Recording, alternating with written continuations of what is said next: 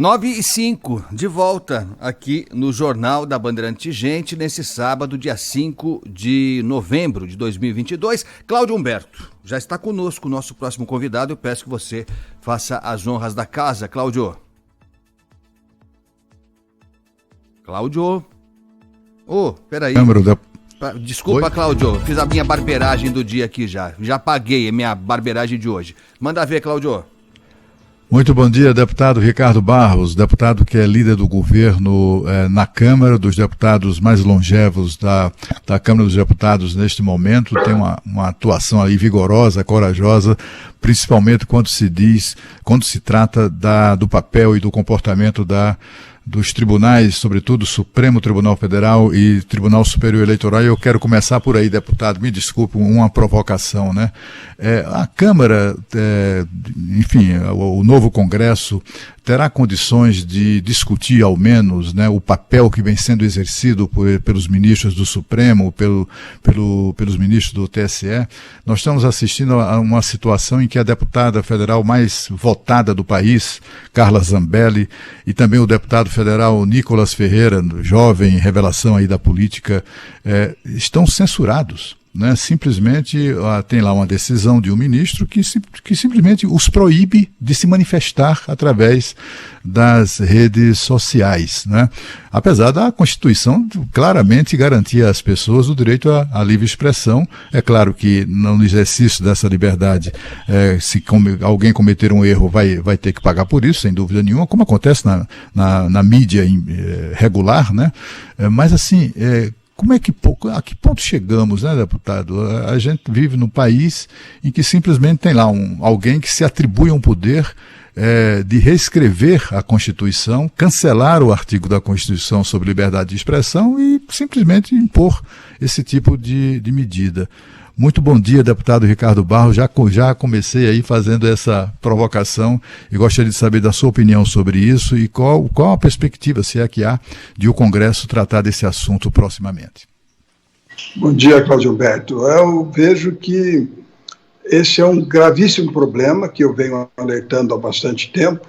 Eu sou um dos que age no sentido de equilibrar, né, de conter o ativismo político do Judiciário. Fui relator da Lei de Abuso de Autoridade da Câmara dos Deputados, que já ajudou muito.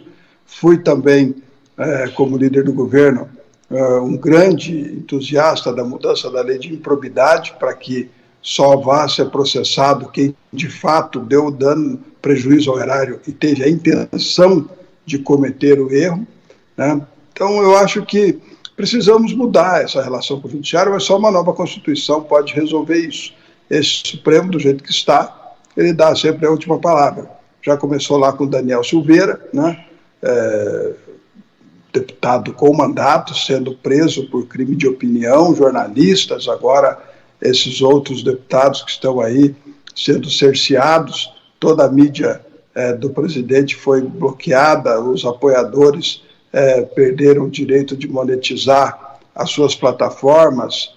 Houve uma ação deliberada do ministro Alexandre de Moraes em prejudicar a campanha do presidente Bolsonaro. Ele editou umas 30 resoluções nos últimos dias, todas elas no sentido de prejudicar a movimentação da base bolsonarista, assim, claramente nessa direção.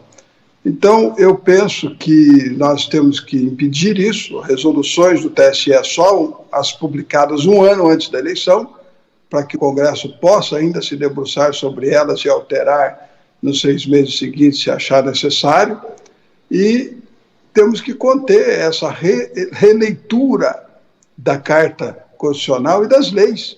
A jurisprudência, muitas vezes, está contra o texto da lei, mas expressamente contra o texto da lei.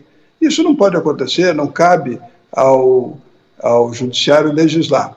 No caso, foi uma campanha explícita do TSE contra o presidente Bolsonaro, e eu sempre digo, o presidente eleito Lula, ele vai exercer seus 4 anos de mandato, mas tem que agradecer todos os dias, em primeiro lugar, ao Supremo Tribunal Federal, que o deixou ser candidato, ao TSE, que fez uma deliberada campanha a seu favor, prejudicando diretamente o candidato Jair Bolsonaro. e as pesquisas erradas que também lhe davam margem, lhe davam o primeiro turno garantido, que não aconteceu, e depois lhe davam margem ampla contra Bolsonaro, que também não aconteceu. Então, esses temas, nós temos que nos debruçar sobre eles para que não se possa mais permitir que veículos de comunicação e que o judiciário interfiram diretamente no resultado das eleições, como aconteceu nesse episódio da eleição de Jair Bolsonaro. No Rio Grande do Sul, então, foi escandaloso o episódio referente a erros de pesquisa. Deputado Ricardo Barros, prazer ter o senhor aqui com a gente mais uma vez, mas pegando a partir do que o senhor falou agora, o senhor acha que os milhões de votos que o presidente eleito agora, Lula, teve, se deveram a isso que o senhor falou? Ao TSE, enfim, a essa campanha que o senhor disse que houve? O senhor acha que foi enfim, as restrições que aconteceram nas redes sociais, o senhor acha que foi isso, que os eleitores de Lula votaram no presidente Lula por causa disso? Não, nós tivemos eleitores do presidente Lula, que não são muitos, tivemos eleitores contra o governo, em função da crise, comida cara no supermercado, as pessoas insatisfeitas votaram contra o governo Bolsonaro, e tivemos eleitores que, na reta final da campanha, foram induzidos a acreditar que Lula venceria e, para não perder o seu voto, votaram em Lula. 3%, se você fizer uma pesquisa séria, você vai encontrar que mais de 3% dos eleitores respondem que, se a pesquisa da véspera indicar um candidato que não é o que ele prefere, ele muda o voto para não perder o voto. E a diferença nessa eleição foi muito menos de 3%. Então, estatisticamente, né, como gostam de falar aí os especialistas em pesquisa, e que agora passaram para o segundo turno inteiro explicando que a pesquisa não tem que refletir o resultado da urna, não sei para que serve então a pesquisa, né? Mas nós já temos mais de 30 projetos da Câmara, desde 2011, o do Rubens Bueno, que fala em regular a pesquisa, ao qual o meu que criminaliza está pensado, e os de 2012 da ex-deputada Cida Borghetti, que fala em proibir pesquisas nos últimos 15 dias, ao qual tem mais de 30 projetos apensados. Então, isso não é um problema de agora. Nós temos problemas com pesquisas há muito tempo e, lamentavelmente, não conseguimos impedir esta indução da opinião pública sobre o eleitorado. Especialmente candidaturas ao Senado são muito prejudicadas com a pesquisa que é divulgada na véspera da eleição e mostra, às vezes, um candidato ao Senado sem nenhuma chance. Quando abre a urna, ele está lá com muito voto, mas não o suficiente para ganhar, porque muitos que queriam votar nele migraram de voto, porque na pesquisa viram que ele não tinha chance. Isso é uma realidade. Deputados de vários partidos da oposição do governo têm projetos lá para coibir essa indução da pesquisa sobre o eleitorado. Quanto à questão do TSE, que tomou todos os comerciais do presidente Bolsonaro na última semana, né, que fez resoluções de todo tipo e todo gosto para cada momento tentar conter qualquer movimento que pudesse favorecer a candidatura de Bolsonaro, isso eu vou fazer um discurso na tribuna listando todas as resoluções do TSE do segundo turno, e vocês vão perceber que é realmente uma campanha explícita, né, para favorecer o ex-presidente Lula, e por isso que vou responder a sua primeira pergunta, Cláudio Gilberto. Não acho que o Congresso vai agir contra o Judiciário, contra o Supremo e o TSE, porque Alexandre Moraes, né, foi uma peça fundamental, junto com o Rodrigo Pacheco, para que esta campanha acontecesse. O Rodrigo Pacheco não abriu o impeachment contra Alexandre Moraes e deve ter se comprometido a não abrir nunca, né? Então fizeram ali uma tríade para favorecer o Lula. Então, o presidente Lula deve muito ao TSE e ao Supremo, não vai patrocinar o Senado a fazer impeachment de nenhum ministro, né? O Pacheco também está no jogo ali, combinou a parte dele, também não vejo que vá se mover contra o Judiciário. Então, na minha opinião, infelizmente, continuaremos assistindo o Judiciário legislar e extrapolar as suas prerrogativas, invadindo prerrogativas exclusivas do Executivo e do Legislativo por mais tempo ainda. Deputado, o senhor acredita que esses projetos que venham a ser eventualmente consolidados num texto único, né? Certamente isso acontecerá, sobre pesquisas, isso tem chance de ser aprovado ainda este ano, ou se isso vai ficar necessariamente para o ano que vem? Enfim, o senhor percebe que há um sentimento no Congresso que toda a classe política acaba sendo de alguma maneira vítima e testemunha dessas manipulações claras das pesquisas, manipulações grotescas, né? A gente viu no primeiro turno institutos de pesquisa importantes, por exemplo, Datafolha, que dava 35 ou 35 para o Bolsonaro, ele teve 43% dos votos. Quer dizer, enfim, foram erros assim. Aquele IPEC, né, que se chamava Ibope, mudou de nome certamente para não ser identificado, mas continuou cometendo as mesmas barbaridades nas pesquisas deste ano. Né? Os dois contratados pela Rede Globo. Pois é, e aí a gente, enfim, o que se espera é que o Congresso Nacional, de fato, faça alguma coisa. E eu queria também que o senhor falasse sobre algo que o senhor em algum momento mencionou e que eu acho que é ainda mais grave. É o fato de que muitas dessas pesquisas que são acusadas de manipulação foram contratadas por bancos de investimento. Bancos que atuam no mercado financeiro muito suscetível ao noticiário, à onda, e tem aí uma pesquisa tal arrasadora para um lado, para o outro, aquilo ali afeta o mercado, né? Enfim, derruba ações. E é curioso, eu comecei a ver, né, de todas as pesquisas patrocinadas, né, contratadas por uma empresa, são todos bancos de investimento. Não tem nenhum bancão, não tem lá Itaú, Bradesco, Banco não, é só banco de investimento que contratou pesquisa eleitoral este ano. Isso também será de alguma maneira abordado nesse projeto, ou numa eventual lei que saia do Congresso? Nós estamos tentando conter esse tipo de divulgação de pesquisa. Veja bem, Cláudio Berto, vamos ser claros, a pesquisa em si não afeta ninguém, não atrapalha nada para ninguém. A Paraná Pesquisas, por exemplo, acertou muito próximo no primeiro turno e muito próximo no segundo turno.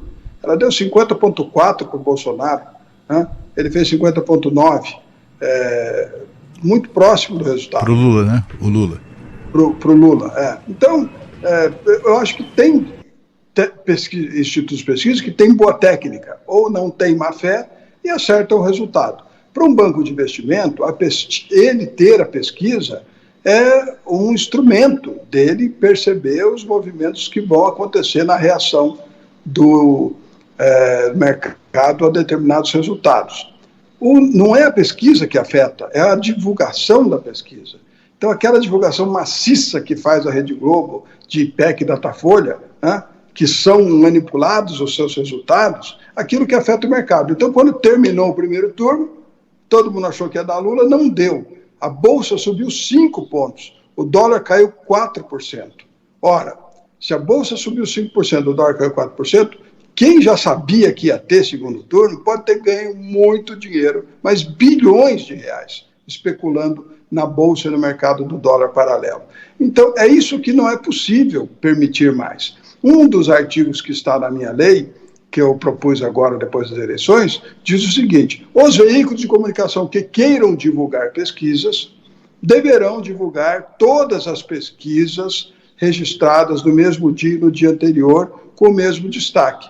Então, se isso for feito, já se resolve essa indução de tentar incutir na cabeça da população o resultado de uma pesquisa que não vai bater com a urna, como a Globo tem feito sistematicamente. Fez em São Paulo, o Tarcísio, né, deu Haddad lá em cima, e depois o Tarcísio estava na frente. No Rio Grande do Sul, deu esse governador Leite lá em cima. Ele só passou para o segundo turno por 2.000 votos, Cláudio Berto. Se a pesquisa da véspera não tivesse dado ele na frente, ele não teria ido para o segundo turno, e a história da eleição do Rio Grande do Sul seria outra. Então, essas coisas nós temos que admitir que há um mercado, um interesse econômico nessa distorção de pesquisas e impedir que isso continue atuando no nosso país. Então, tem os que querem proibir pesquisas nos últimos dias, como acontece na França, e tem os que querem regular a pesquisa. Eu acho que o ideal é obrigar que todas as pesquisas registradas no mesmo período sejam divulgadas com a mesma ênfase. Assim, isso elimina a formação de opinião de que um determinado resultado vai acontecer, porque tem institutos sérios, que eu acabei de citar, e que acertam praticamente na mosca o resultado da eleição. Deputado Ricardo Barros, líder do governo na Câmara, eu gosto do senhor porque o senhor fala, eu posso até não concordar, mas o senhor não foge de pergunta, fala mesmo e está tudo certo. O senhor falou aí do que o senhor considera como sendo desvios durante a campanha do Supremo, do TSE, que teriam favorecido Lula. E, se eu entendi bem, teriam decidido, inclusive, a eleição na opinião do senhor.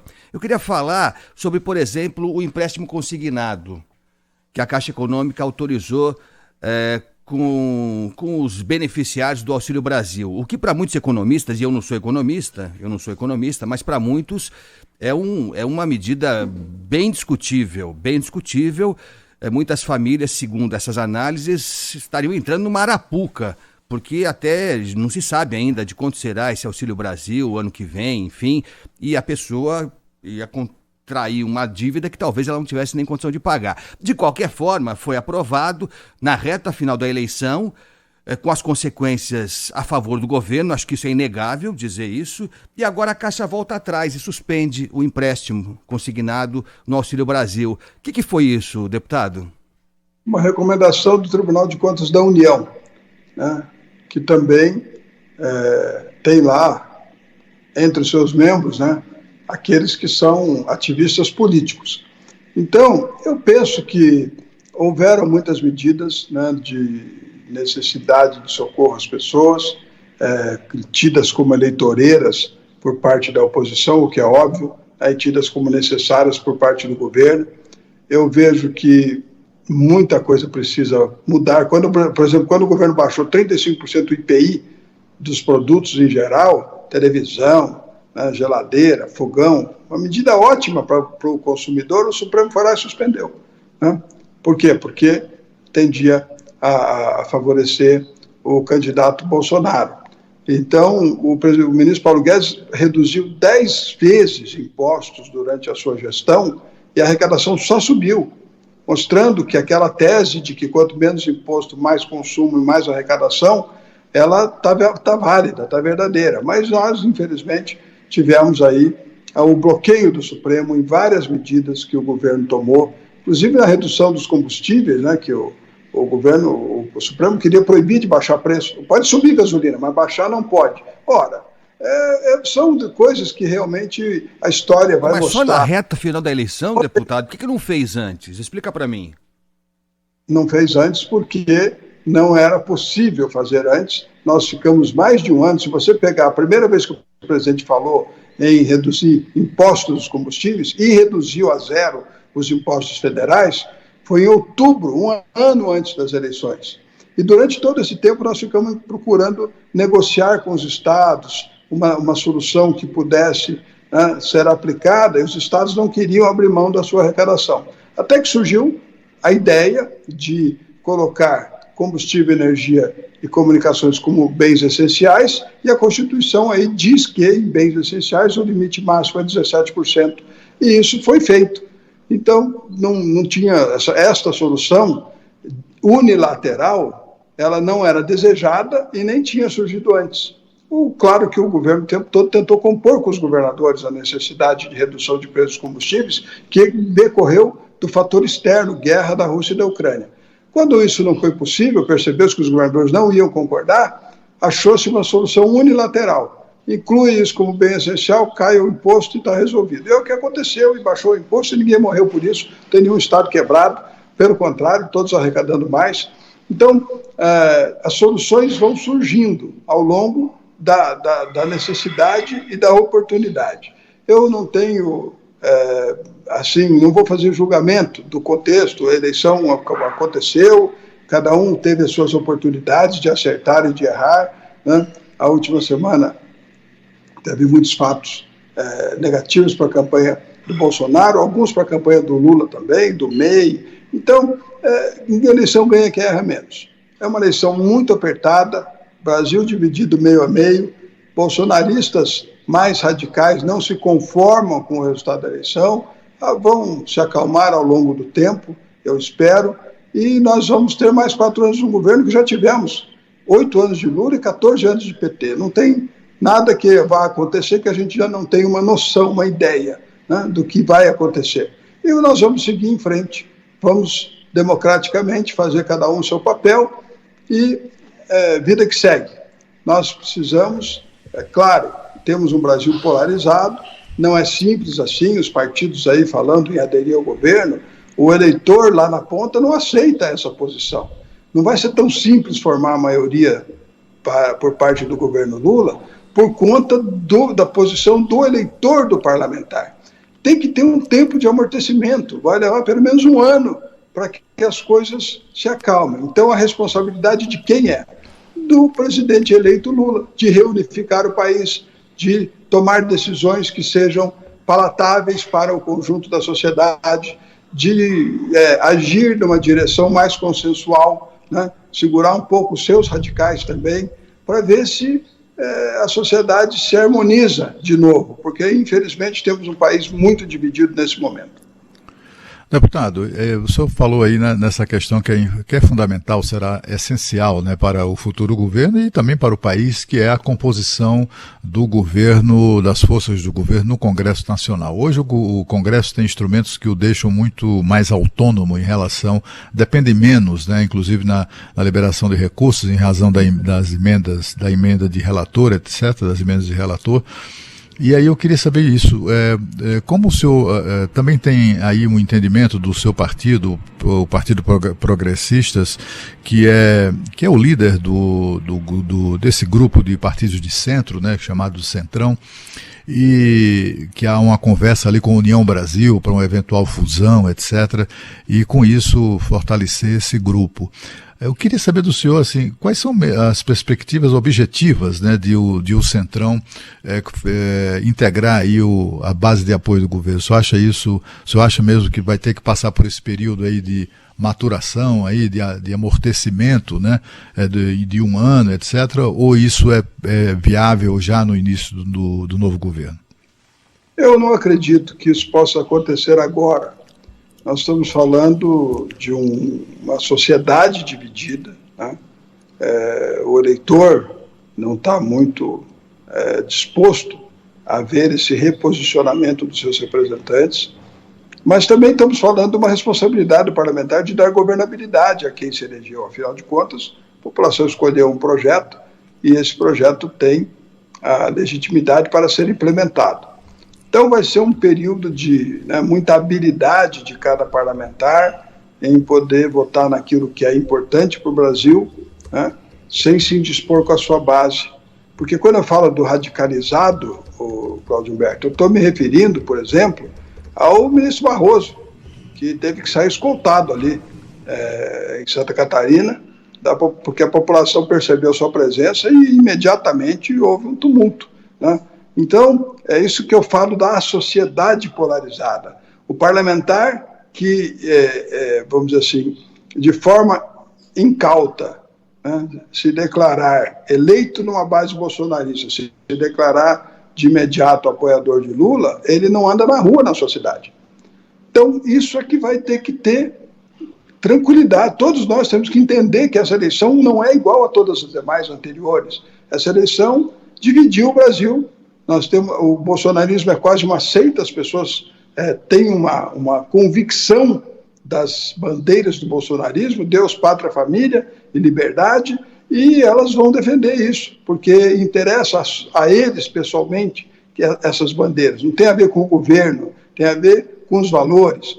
Então, eu pelo menos da minha parte, terei cautela necessária para saber ponderar entre votar o que é a favor do Brasil sem parecer que estamos traindo a posição dos eleitores que nos elegeram. É isso, na minha opinião, que cada parlamentar tem que ponderar com muita tranquilidade e vamos, com o tempo, vendo como as coisas se amortecem. A quem cabe unificar o país? Ao presidente eleito Lula. É dele que tem que partir as decisões, as atitudes que demonstrem, né, que o antipetismo não vai ser alimentado pelas suas decisões. Então, quando ele colocou Geraldo Alckmin como coordenador da transição, já fez uma decisão acertada, né? Porque se ele começar a levantar muito a bandeira do PT, o antipetismo vai crescer novamente, né? E ele vai, de novo, manter o país dividido. É isso, é um tempo novo, Cláudio Humberto. É um momento novo e cabe a todos nós, nesse momento, reflexão e sabedoria para tomar decisões corretas. Aliás, diga-se que o deputado Ricardo Barros, né, Cláudio Humberto, foi um dos primeiros que reconheceu a vitória do presidente Lula. Foi um dos primeiros. Ele estava lá, junto com o Arthur Lira, lá na noite do domingo mesmo, né? Então, isso foi importante. Como foi importante também o presidente Bolsonaro, né, Cláudio, a gente comentava aqui, ele demorou para se manifestar de uma forma concreta, né, e clara, mas fez naquela live. Acho que aos poucos as coisas vão se ajustando. Deputado, a gente precisa terminar aqui, vamos marcar outras conversas ao longo dos próximos dias, meses, como a gente fez no governo Bolsonaro, seguramente faremos agora no governo Lula, e o senhor é um analista que tem sempre uma posição bem definida e é importante ouvi-lo. Eu queria rapidinho só saber do senhor o seguinte: o senhor acha que há alguma chance de Arthur Lira e Rodrigo Pacheco continuarem presidente da Câmara e do Senado em função dessa negociação aí para tentar estourar o teto de gastos, que parece que já há um consenso que isso vai ser feito mesmo?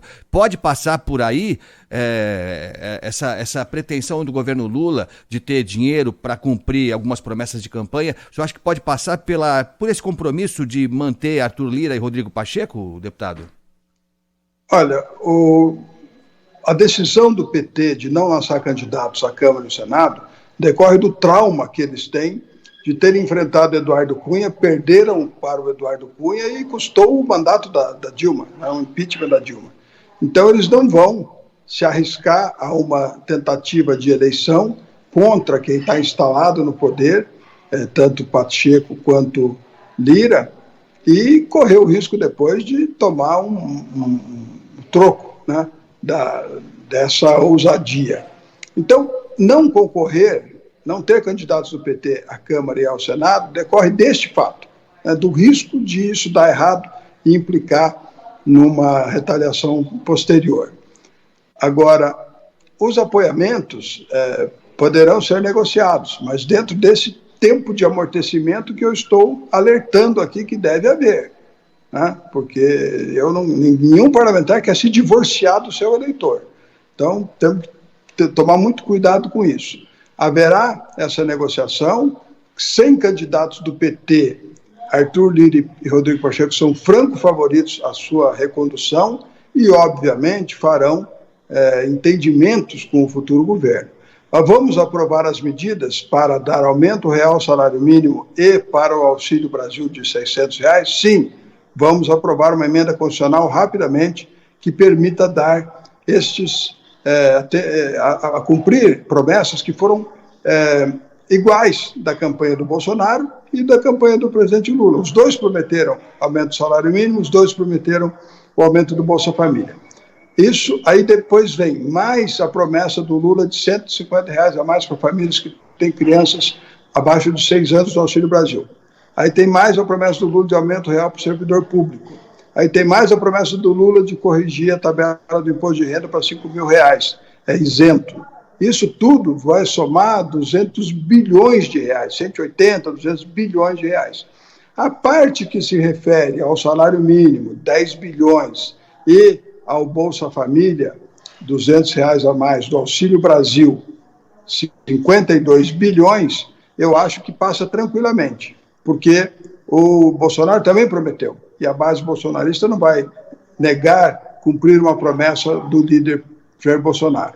Os demais que o Partido dos Trabalhadores ofereceu, aí não sei se vai passar nesse momento, mas, pelo menos, o que foi promessa dos dois lados, é nossa obrigação entregar para a sociedade.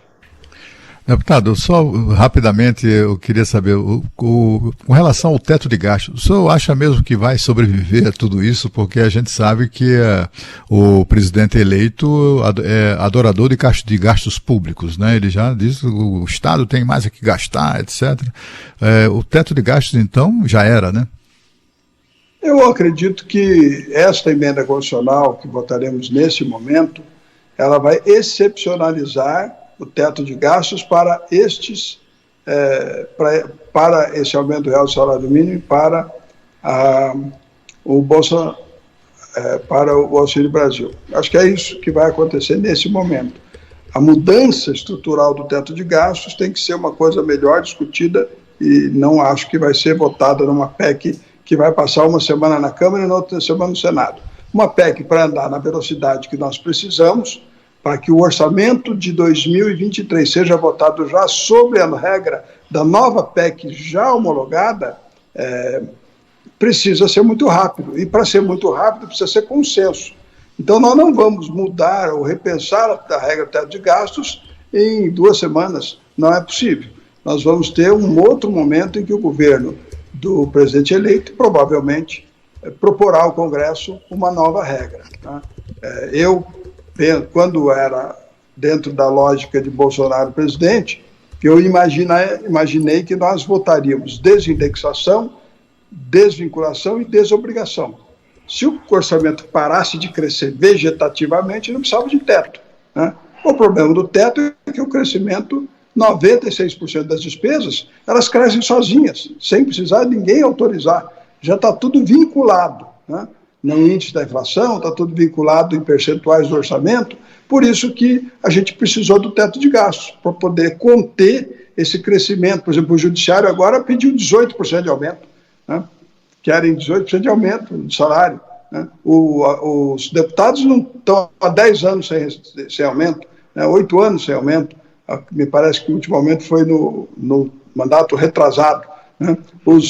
O executivo também está congelado há um tempo. Se todo mundo for reajustar pela inflação os seus vencimentos, não há dinheiro que chegue. Por isso foi criado o teto de gasto do governo do presidente Temer, que foi uma medida necessária naquele momento em que havia muita instabilidade política, o presidente sofreu 2 processos de impedimento, e então criou-se a necessidade dessa medida.